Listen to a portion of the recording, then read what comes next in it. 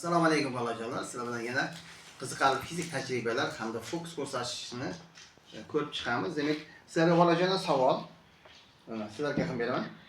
Unda ustiga nima tanga qo'yib qo'yilgan. Hamda mana bu soqqani nima qilishimiz kerak? Uning ichiga tangani olmasdan tushirib berishimiz kerak bo'ladi. Tangani olmasdan qanday? Qanday qilishimiz olasizmi?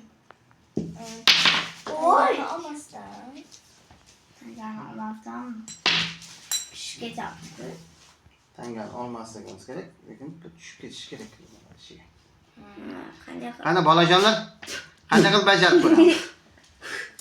Demak, sizlar videoni to'xtatib turib o'zlaring bajarib ko'rasizlar. Keyin men buni qanday qilib tushirish kerakligini nima qilaman? Fokusni ko'rsatib beraman. Demak, mana bu soqqa biroz kattaroq. Shuning uchun kichkina soqqani nima qilamiz? Tashlab ko'ramiz. Buning uchun bizga bir varaq nima? Qog'oz kerak bo'ladi. Qog'ozni olamiz. Turibdi, to'g'rimi? Tushib ketadi. Kuf.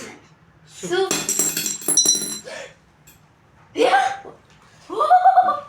Ustida tanga turibdi, to'g'rimi? Bunisini ham ko'ramiz. Bunisi ham bo'ladi. Kuf, suv. Oy, qattiq bo'ldi. Tanga ustida nima qilibdi? Turibdi.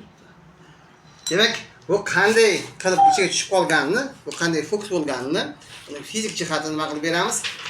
Kommentarlarda yozib qolamiz.